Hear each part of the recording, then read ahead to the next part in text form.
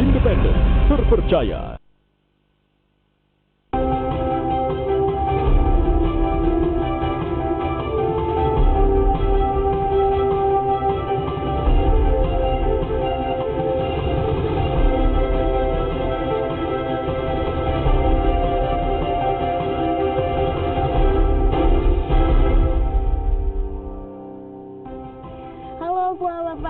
Saudara, apa kabar Anda hari ini? Senang sekali saya Wida Anggreni dapat kembali menyapa pagi hari Anda tentunya dalam program inspiratif Sapa Sulsel. Dan hari ini kita akan menghadirkan pembicaraan yang menarik tentunya khususnya untuk Kota Makassar. Kalau kita berbicara mengenai pemimpin, sosok pemimpin tentunya memberikan warna tersendiri bagi masing-masing daerah, termasuk di Kota Makassar. Pada tanggal 13 Mei 2019 lalu, Bapak Iqbal Swaib telah dilantik untuk menjadi penjabat Wali Kota Makassar. Kurang lebih selama 20 bulan ke depan akan mengemban amanah untuk memimpin Kota Makassar. Pastinya banyak pekerjaan rumah dan tantangan yang harus dihadapi, termasuk untuk menjaga Makassar harus bersih dari berbagai aspek, tidak hanya dari lingkungan, tapi juga dari birokrasi yang bersih, dari aspek pendidikan yang harus terus dikembangkan dan lain-lain. Seperti apa kemudian program-program yang sudah dicanangkan oleh penjabat Wali Kota Makassar pada pagi hari ini? Langsung saja kita sapa Bapak Iqbal Swaib. Selamat pagi. Selamat pagi Mbak Indah. Apa kabar? Alhamdulillah, great. Sehat? Sehat lah, Alhamdulillah. Alhamdulillah. Sehat. Baik, Bapak kurang lebih sudah sebulan lebih ya sejak tanggal 13 Mei kemarin Ya, dilantik Alhamdulillah. untuk tugas yang baru. Bagaimana suka dukanya, Pak? Ya, tentu suka dan duka sama ya, bersatu padu. Tapi dukanya adalah pertemuan dengan keluarga makin kurang. Semakin padat berarti jadwalnya ya, Pak, semakin sibuk pastinya ini juga untuk Kota Makassar, untuk warga Kota Makassar. Tapi kan sejauh ini setiap tahunnya, setiap bulannya warga Kota Makassar pasti ingin terus ada pembaruan, kemudian ada hal-hal yang baru. Sebagai penjabat Wali Kota Makassar selama kurang lebih sebulan ini, apa yang sudah dilakukan oleh sosok Iqbal Swaib? Memang dalam sebulan ini kami lebih banyak genjot di kebersihan. Ya, dari saya keliling terus melihat di mana ada kanal-kanal yang kotor, kanal-kanal yang tersumbat, kanal-kanal yang bertumpuk sampah, saya langsung suruh bersihkan. Dan begitu pula juga drainase dan itu secara masif semua dari setiap kecamatan, setiap lurah bekerja untuk itu. Berarti tetap dipertahankan bahwa Makassar ini harus bersih di bidang lingkungan juga ya, Pak ya. Ada pembaruan dibandingkan dengan program Wali Kota yang kemarin nih, Pak. Gimana? Mungkin hanya lebih banyak saya lebih push dikit lagi, lebih push lagi, dan terutama saya ingin meningkatkan partisipasi warga dalam kebersihan. Misalnya begini, ada 100 rumah, maka kita beri tanggung jawab bahwa setiap drainase dan sampai kepada bahu jalan itu tanggung jawabnya pemilik rumah. Sehingga dengan demikian sama dengan kita merekrut 100 tenaga kebersihan baru. Tetapi itu dari pemilik rumah sendiri. Gitu. Tapi sejauh ini untuk kebersihan di Kota Makassar sendiri, apakah sudah dinilai efektif nih Pak? Kalau kita lihat juga masih banyak nih warganet di media sosial masih posting, misalkan di bagian sini Makassar ini masih banyak sampah. Bagaimana kemudian yang dilakukan oleh Pemkot? Sebenarnya bagi saya itu posting itu bagus. Jadi saya bisa melihat kinerja camat, kinerja lurah di situ lagi. Jadi saya beberapa kali begitu dapat posting, saya langsung perintahkan ke lurah, camatnya bersihkan situ, dan alhamdulillah ada respon balik. Terima kasih Pak Wali Kota sudah bersih, terima kasih dari itu malah bagus respon itu. Jadi ya. Ini justru partisipasi dari masyarakat itu sendiri bisa langsung ya membuat Kota Makassar ini jauh lebih bersih. Lalu kemudian adakah tambahan armada untuk pengangkutan atau misalnya armada yang saat ini apakah sudah memadai atau perlu ditambah atau perlu perbaikan atau seperti apa sih Pak? Barusan tadi pagi saya ada serahkan 150 lebih armada baru sejenis yang 3 roda itu kendaraan bermotor ya kayak itu memang sih kalau dari segi armada ya masih sangat terbatas.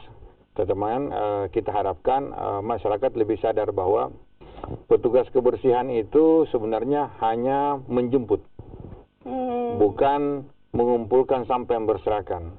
Nah, sampah yang berserakan itu merupakan tanggung jawab dari masyarakat sendiri, pemilik rumah sendiri. Dari sampahnya dikumpul, dimasukkan dalam kantong, ya nanti petugas sampah itu hanya menjemput. Sebab kalau petugas kebersihan yang harus mengumpulkan juga yang berserakan, tentu waktu tidak cukup dan tenaganya juga pasti tidak mungkin kan ya, terbatas sekali ya. Tapi sejauh ini bagaimana melihat kesadaran masyarakat di Kota Makassar terkait dengan kebersihan lingkungan khususnya? Apakah sudah baik seperti itu dengan program-program pemerintah Kota Makassar yang sudah dicanangkan selama ini? Sebenarnya itu soal kebersihan ini saya melihat bagian dari apa yang dilihat saja. Kalau masyarakat melihat itu kanalnya, drainasenya bersih, mereka cenderung untuk berbuat bersih. Tapi kalau mereka lihat kotor, mereka cenderung juga malas untuk membersihkan. Mereka juga membuang sampah sembarangan karena melihat buat apa saya jaga kebersihan kalau udah terlanjur kotor. Nah, itu yang dimaksud dengan tragedy of the common. Tapi adakah edukasi gitu yang diberikan kepada masyarakat terkait kebersihan lingkungan? Nah, itu tadi edukasi yang kita berikan adalah tanggung jawab kebersihan kepada depan, paling tidak depan dan samping rumahnya, sampai kepada bahu jalan, itu tanggung jawab dari masing-masing rumah tangga. Tapi kan kalau kita lihat beberapa waktu lalu ada beberapa postingan, kita melihat kesejahteraan dari para petugas kebersihan. Bapak waktu itu sampai menangis gitu, meneteskan air mata. Bagaimana melihat keadaan mereka, Pak? Ya, memang sih, itu saya katakan tadi, kita kadang-kadang menganggap bahwa kalau sudah membayar iuran sampah, sudah membayar petugas sampah, kita merasa itu semua petugas, tanggung jawabnya petugas sampah. Kita tidak berusaha menjadikan petugas sampah itu orang yang hanya datang menjemput saja.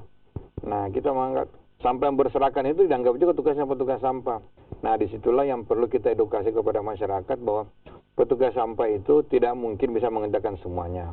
Dan apa yang kita berikan itu, apa yang kita bayarkan petugas sampah itu sangat terbatas sama sekali, tidak mencukupi. Jadi memang ya kita sendiri, masyarakat sendiri harus bertanggung jawab.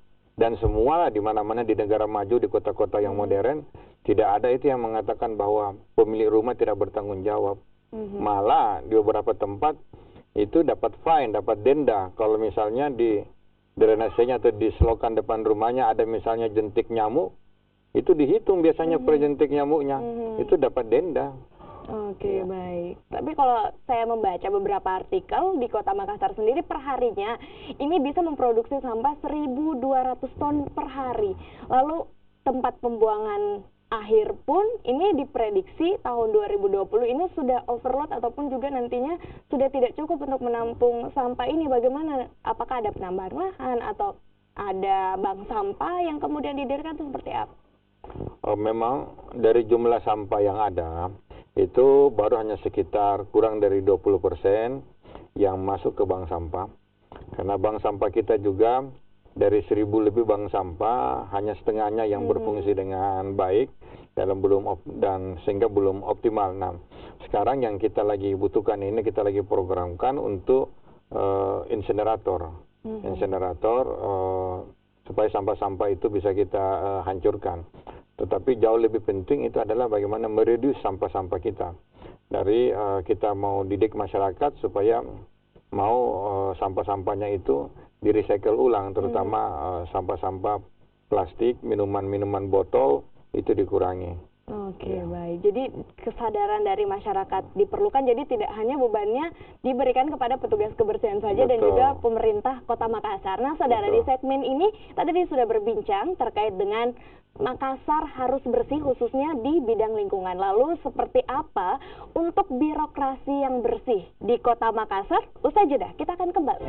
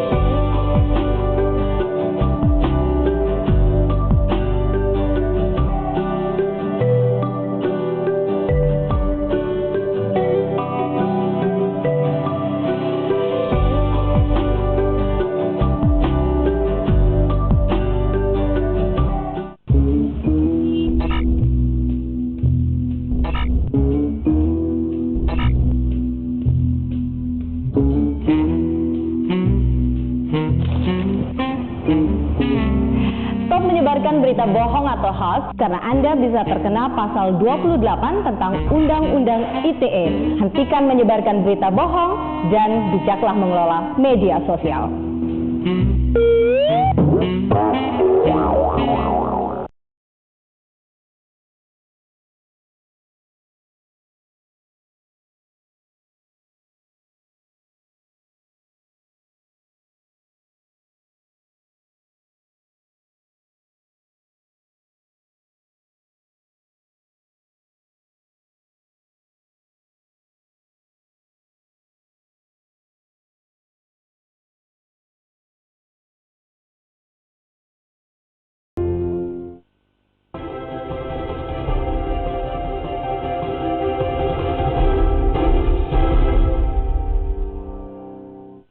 Anda masih bersama kami di Sapa Sulsel Saudara, dan tentunya kita juga masih bersama dengan penjabat Wali Kota Makassar, Bapak Iqbal Swaib.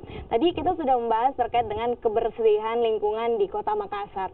Selanjutnya yang pastinya Makassar harus bersih tidak hanya lingkungannya saja, tapi untuk di lingkungan pemerintahannya pun, ASN yang bekerja di situ, dan semua sistem birokrasinya juga harus bersih. Bagaimana kebijakan-kebijakan yang diterapkan saat ini, Pak? Memang kebersihan, terutama lingkup birokrat itu merupakan kata kunci yang harus bagaimanapun tidak.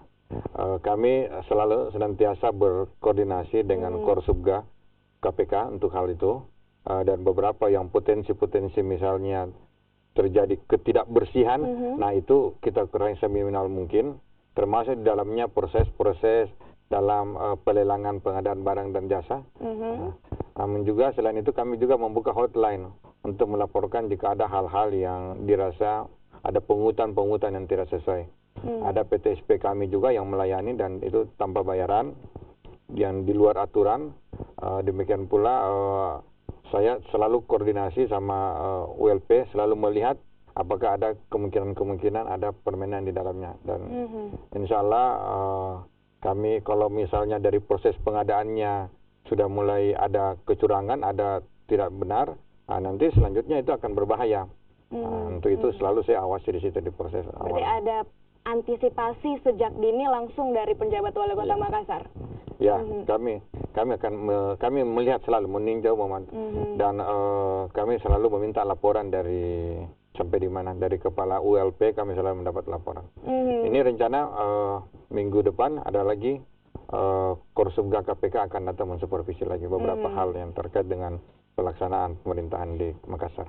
Baik, kan biasa yang terjadi di masyarakat itu adalah pungutan liar yang seharusnya tidak terjadi, tapi justru ketika mau urus ini atau urus itu tiba-tiba harus dengan cara cepat nih, bisa dengan pungutan liar. Lalu apa kemudian sanksi yang kemudian bisa, ataupun nanti yang pejabat tersebut nih kalau misalkan kedapatan, itu sanksinya seperti apa, Pak? Oh, itu sanksinya ya tergantung dari tingkat tingkat kesalahannya, karena sudah ada di aturan-aturan ASN tentang itu. Tetapi yang paling mulai dari yang paling rendah ya, teguran lisan, teguran tertulis, penurunan pangkat sampai kepada pemecatan, itu semua lengkap aturannya. Dan tentu saja kita sangat berhati-hati dalam hal tersebut, mengingat bisa saja itu adalah transaksi yang memang tidak diinginkan, karena itu ada supply demand juga yang kadang-kadang ada memang masyarakat yang memancing ingin cepat begitu, masyarakat yang ingin cepat sehingga dia mau membayar. Nah, untuk itu kita berikan aturan-aturan, walaupun dia mau cepat, ya percepat kelengkapan berkasnya supaya dia bisa dilayani dengan cepat kalau berkasnya lengkap. Nah, masalahnya kalau berkasnya tidak lengkap terus dengan cepat, nah itu jadi masalah. Tapi kan biasanya yang jadi keluhan karena ribet nih Pak, harus bawa ini, harus bawa itu, terus kemudian nggak lengkap pulang lagi. Jadi justru itulah yang kemudian memancing hal itu terjadi. Gimana nih Pak? Sebenarnya itu kita sudah antisipasi dengan online. Dengan online, dari persyaratan-persyaratan untuk pengurusan di PTSP misalnya, dengan online sudah ada apa persyaratan-persyaratan yang dibutuhkan, sehingga masyarakat diharapkan tidak bolak-balik begitu kan, dengan melihat di online apa yang diperlukan sehingga langsung bisa mendaftar melalui via online, nanti fisiknya dibawa langsung ya, gitu. Jadi sehingga tidak bolak-balik lagi gitu. Oke, jadi semoga apapun nanti masyarakat dari Kota Makassar yang ingin mengurus berkas atau apapun itu nanti di bawah pimpinan dari Bapak Iqbal Shoaib semuanya bisa jadi lancar ya Pak ya. Apalagi Ya, nanti sudah ada sistem online di saat ini. Nah, kalau tadi kan dari sistem birokrasinya yang pastinya nanti kita harapkan bisa berjalan dengan lancar. Tapi kalau dari tindak kriminal itu sendiri, bersih dari tindakan kriminal kan biasanya masih sampai sekarang ya, kita biasa merasa tidak aman. Kota Makassar biasa menjadi zona merah seperti itu. Begal ataupun hal-hal kriminal lainnya seperti apa? Adakah kebijakan khusus terkait itu? Untuk itu kita lihat sendiri ya, dalam beberapa bulan terakhir ini Makassar sudah mulai begal sudah kurang, dan koordinasi kami dengan aparat-aparat, dengan polisi, dengan tentara, begitu aparat hukum lainnya, dengan Satpol PP kami juga itu. Ada patroli-patroli rutin yang dilakukan, dan yang penting kita memperlihatkan kepada masyarakat bahwa ada petugas, ada orang yang mengawasi kita, ada yang jaga kita. Sehingga peluang-peluang yang tadinya ada niat ingin untuk melakukan tindak kriminal, dia juga tidak akan melakukan. Jadi kami meminta juga kecamatan-kecamatan itu untuk di tempat-tempat yang rawan memarkir kendaraannya, memarkir kendaraan petugas. Ya, kan dengan melihat ada kendaraan petugas, mereka juga jadi ragu-ragu untuk berbuat jahat, begitu kan. Nah, masyarakat juga tahu, oh kami diawasi, kami ada yang jaga. Oke, jadi ini tetap menciptakan rasa aman ya di Kota Makassar itu sendiri. Apalagi khususnya bagi pendatang nih Pak, kalau datang ke sini biasanya, wah takut nih di Kota Makassar. Padahal kan sebenarnya tidak seperti itu ya Pak ya? Ya. Oke, tapi kalau misalkan nih di titik-titik keramaian sendiri, adakah penjagaan khusus atau seperti apa dari Pemkot sendiri? Setiap ada keramaian-keramaian selalu ada penambahan petugas ya. Baik penambahan petugas dari Satpol PP kami tambah ketemu. Demikian juga dari Dishub untuk mengatur kelancaran lalu lintasnya. Tapi dari personel sendiri itu sudah cukup banyak atau sudah efektif untuk mengamankan Kota Makassar? Biasanya harus kita kerjasama dengan polisi karena tidak hanya. Dan kalau dirasa masih kurang, kami biasanya juga meminta bantuan dari pihak TNI. Oke, baik. Tapi kalau di Kota Makassar nih, ini kan kota metropolitan, ibu kota Sulawesi Selatan, yang saat ini yang sering kita hadapi ketika saat di jalan macet Pak, apalagi daerah veteran yang saat ini pembangunan, bagaimana ini Pak? Ada kebijakan atau penambahan transportasi umum mungkin atau seperti apa? Di Veterani memang saat ini terjadi banyak kemacetan. Untuk itu selalu kami menambah petugas di situ. Tetapi semua yang di titik-titik di mana tingkat trafiknya sangat tinggi, kami pasti menambah petugas itu, petugas dinas perhubungan. Tentu saja jumlahnya sangat kurang dari yang dibutuhkan.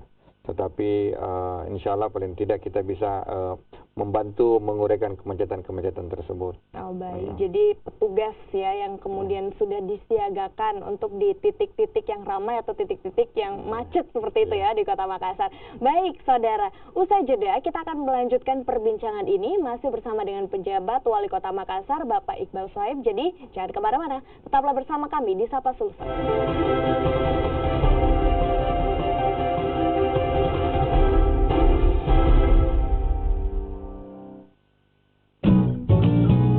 Di sini, kami menyajikan berita dan informasi terupdate, Beragam musik pilihan, informasi bisnis, dan gaya hidup selama 24 jam non-stop.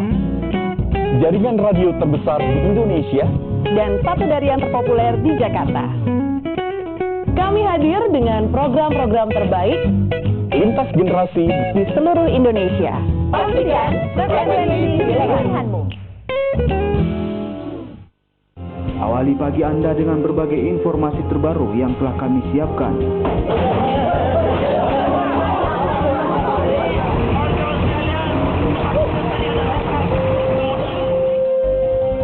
ada berapa pasangan calon yang kemudian kira-kira diusung oleh partai dan berhak maju di pemilihan gubernur? Kalau dalam pantauan saya, itu semua sudah menyatakan sikap. Kompas Sulsel setiap hari pukul 6.30 waktu Indonesia Tengah. Kompas TV, independen, terpercaya.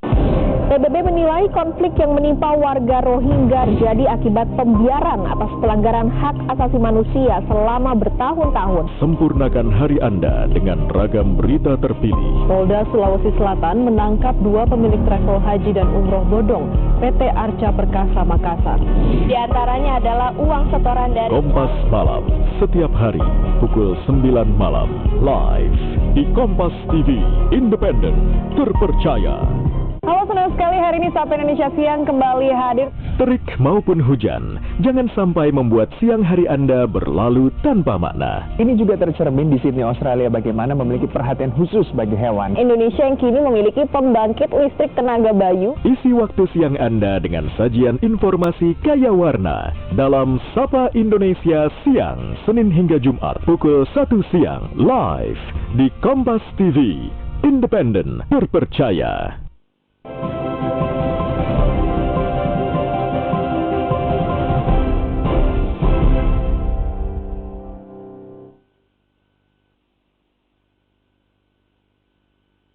Saya Wida Agreni masih bersama Anda di Sapa Sulsel Saudara. Kita lanjutkan perbincangan kita, Makassar harus bersih. Nah, kita masih bersama dengan penjabat Wali Kota Makassar, Bapak Iqbal Sohaib. Nah, Pak, pada saat Bapak setelah dilantik nih, artinya banyak tugas yang harus dilakukan, banyak PR yang harus dilakukan selama 20 bulan ke depan. Tapi yang awal-awal menjadi sorotan nih, mutasi sejumlah pejabat nih.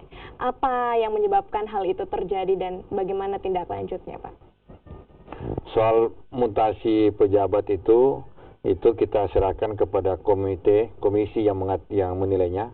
Komisi, ada namanya Komisi ASN, Komisi Aparatur Sipil Negara, dan hari ini ada tim dari Komisi ASN gabungan beberapa unit kelembaga dari Kemendagri, dari LAN, dari Mempan, itu menilai apakah mutasi-mutasi selama ini sudah sesuai aturan atau perlu disempurnakan. Tapi tidak ada kaitannya dengan pemerintahan sebelumnya, Pak? Kebijakan itu, ya kebijakan itulah yang akan dinilai oleh Komisi ASN itu. Kebijakan itu. Baik, jadi sejauh ini sudah ada berapa yang dimutasi, Pak? Kalau sampai saat ini saya tidak pernah mengatakan mutasi, karena saya nunggu dulu dengan Komisi KSN ini. Apa Komisi KSN ini menganggap apa yang telah dilakukan itu sudah sesuai atau tidak sesuai. Okay. Nah, nanti setelah selesai dengan urusan Komisi KSN, baru kami bisa melakukan kebijakan-kebijakan terkait hal tersebut. Baik, tapi apakah selama 20 bulan ke depan nih, masih ada kurang lebih 19 bulan lagi, apakah ada potensi nantinya untuk melakukan mutasi pejabat atau seperti apa, Pak?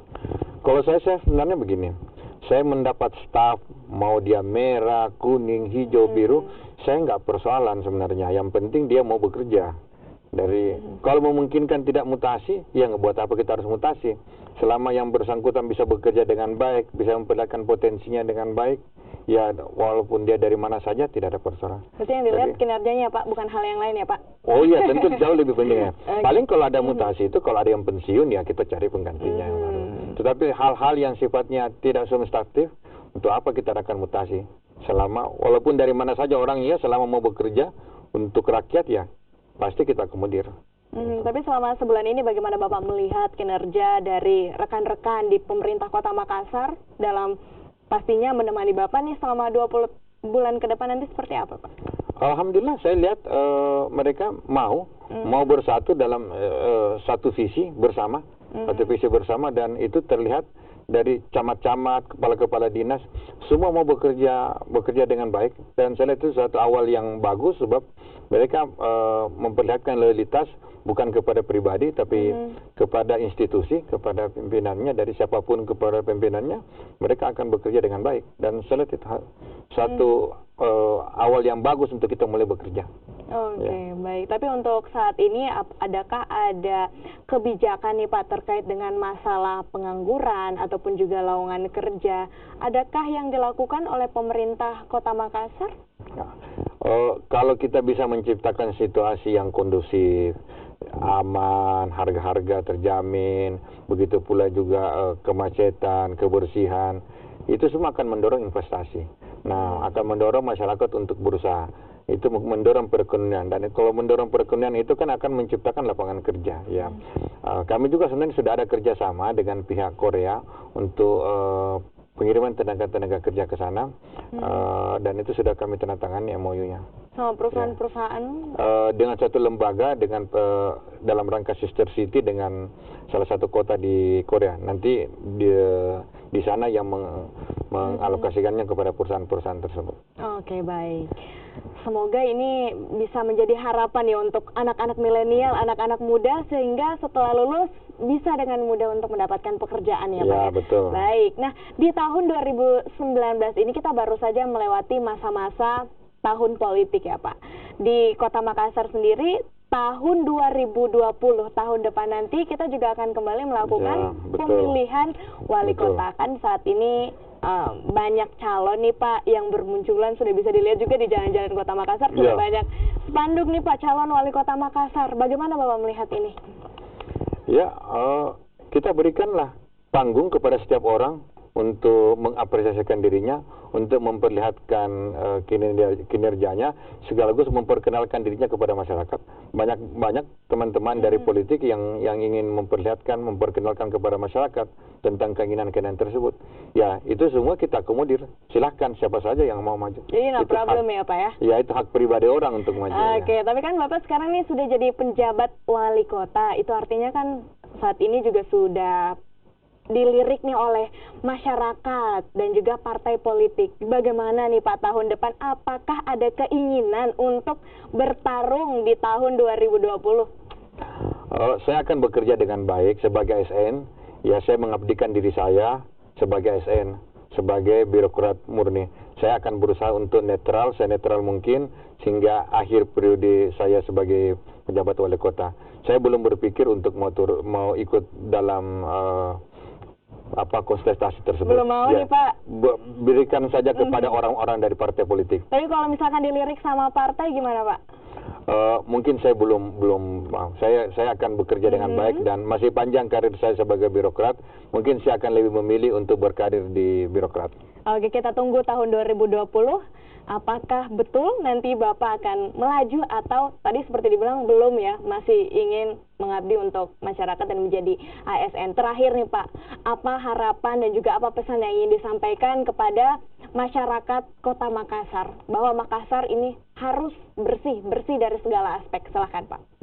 Oke, terima kasih. Saya sarankan kepada masyarakat dan kepada kita semua, marilah kita sama-sama menjaga Kota Makassar ini dari berbagai citra-citra negatif, berbagai citra-citra buruk.